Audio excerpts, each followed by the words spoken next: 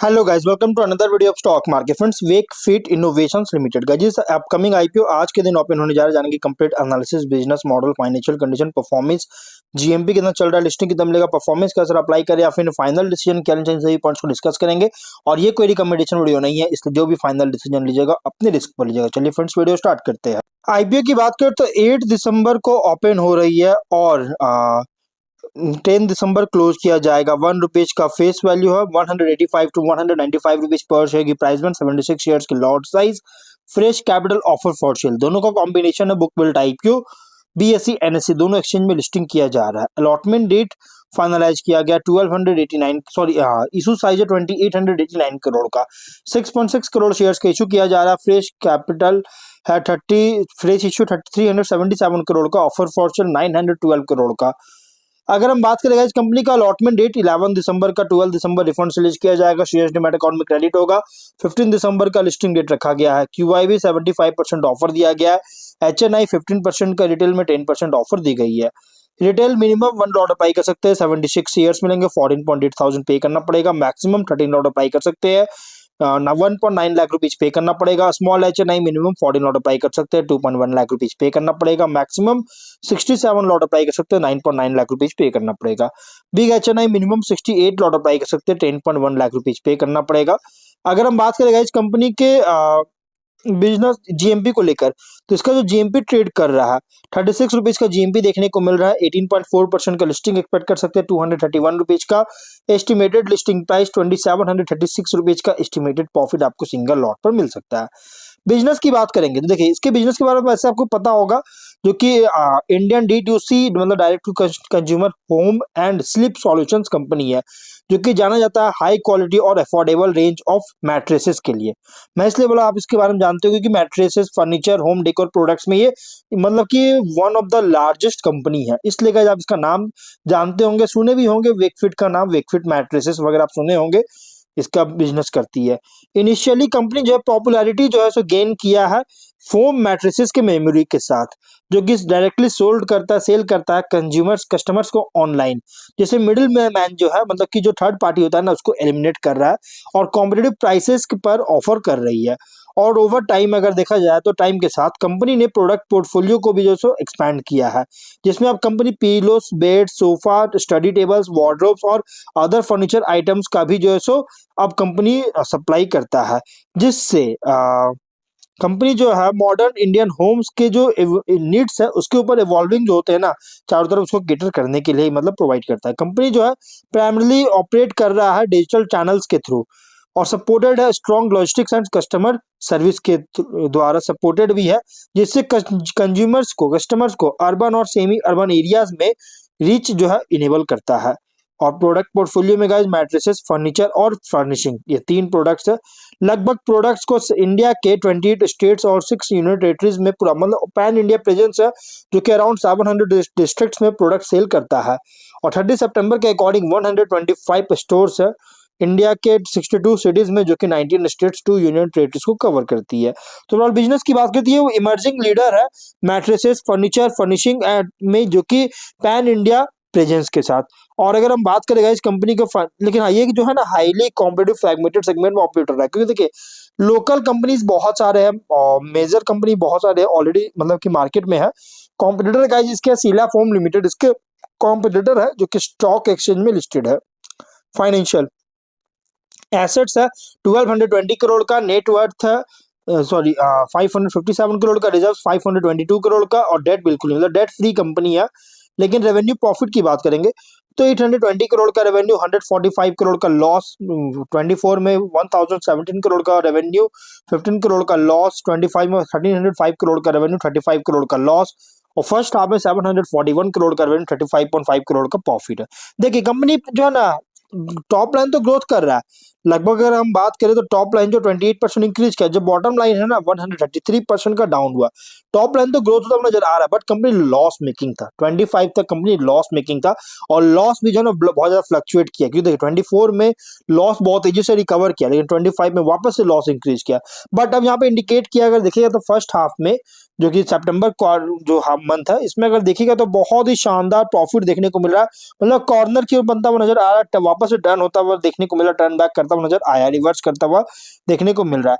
और अब मैनेजमेंट बहुत ज्यादा कॉन्फिडेंट है कि इसी ट्रेंड्स को मेंटेन करेगा, इसी तरह से प्रॉफिट में भी सर्ज देखने को मिलेगा आगे भी, ये मैनेजमेंट का मानना है।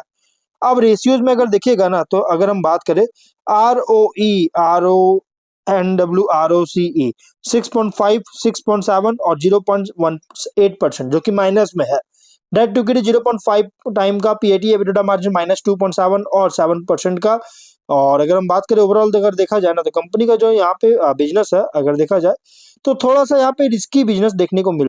अब अगर हम स्वॉट की बात करें, तो कंपनी का स्ट्रेंथ में अगर देखिएगा, तो वेकफिट जो है लीडिंग D2C कंज्यूमर, जो कि मैंने आपको ऑलरेडी बताया, स्पेशली जाना जाता है मैट्रेस, फर्नीचर और होम फर्निशिंग प्रोडक्ट्स के लिए। वर्टिकली इंटीग्रेटेड सप्लाई चेन और ओमनी चैनल मॉडल फॉलो करता है, जो कि design, manufacturing plus online plus offline stores है, जिससे कंट्रोल जो है प्रोडक्ट क्वालिटी और प्राइसिंग कस्टमर एक्सपीरियंस को लेकर दे रही है, कंट्रोल जो सो क्रिएट कर रहा है।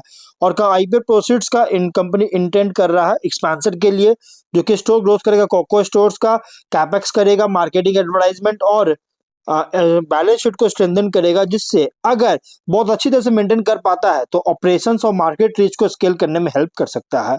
होम और स्लीप सॉल्यूशन जो है मार्केट इंडिया में लगातार ग्रो कर रहा है, क्योंकि क्वालिटी फर्नीचर, मैट्रेसेस और होम फर्निशिंग का डिमांड लगातार इंक्रीज कर रही है, जिससे वेक फिट जैसी कंपनीज के लिए, जो कि ब्रॉड रेंज और D2C स्ट्रेंथ है, इसके लिए एक फेवरेबल हो सकता है, इसके फेवर में आ सकता है। वीकनेस अगर देखा जाए, तो हिस्टोरिकली कंपनी लॉसेस फेस किया है, नेट लॉस देखने को मिला है, जो कि प्रॉफिटेबिलिटी अभी भी कंसर्न रेज करने वाली बात है। भले फर्स्ट हाफ में प्रॉफिट भले देखने को मिला, ये पूरा कंप्लीट फिनेंशियल का जो सो अपडेट नहीं है, बल्कि फर्स्ट हाफ का है, इसलिए गाइस अभी भले प्रॉफिट है, लेकिन पहले लॉसेस फेस किया, ये एक थोड़ा सा प्रॉब्लम हो सकता है।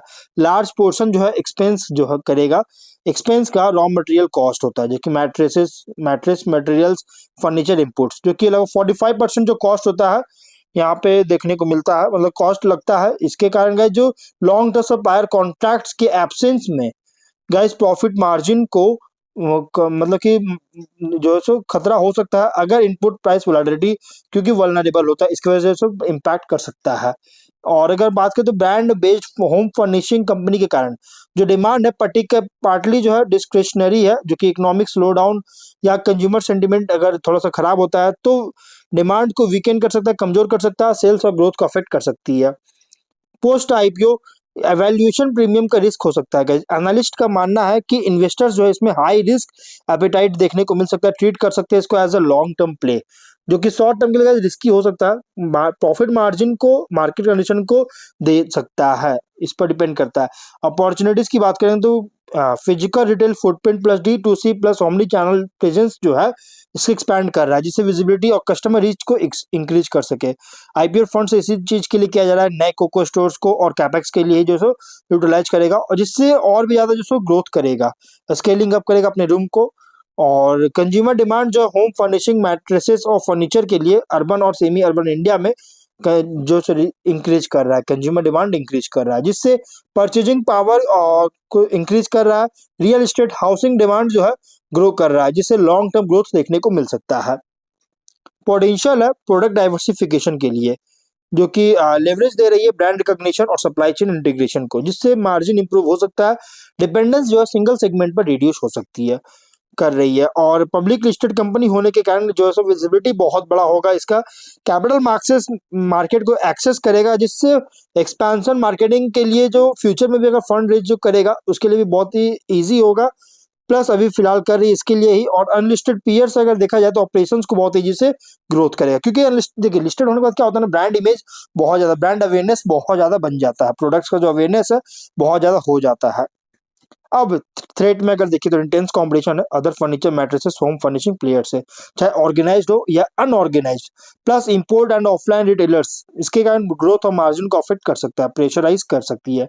इनपुट कॉस्ट इन्फ्लेशन, कोई भी लॉन्ग टर्म कॉन्ट्रैक्ट सब कॉन्ट्रैक्ट्स नहीं है सप्लाई के लिए, जिसके कारण मार्जिन को क्विकली इरोड कर सकता है, बहुत तेजी से गिरावट आ सकती है। मार्केट रिस्क है, जैसे real estate, consumer discretionary spending और इकोनॉमिक डाउनटर्न में स्लो डाउन अगर होता है, तो होम फर्निशिंग और फर्नीचर के लिए डिमांड जो है हिट कर सकता है। पोस्ट आईपीओ स्टॉक में वोलेटिलिटी देखने को मिल सकता है, हाई वैल्यूएशन एक्सपेक्टेशंस के साथ, और प्रॉफिट टर्न अराउंड रिक्वायरमेंट होगा, क्योंकि प्रॉफिट अभी फिलहाल नहीं है। हाँ, भले फर्स्ट हाफ में प्रॉफिट है बट इसमें रिक्वायरमेंट होगा गाइस। अगर ये नहीं होता तो शॉर्ट टर्म इन्वेस्टर्स के लिए एक रिस्की हो सकती है।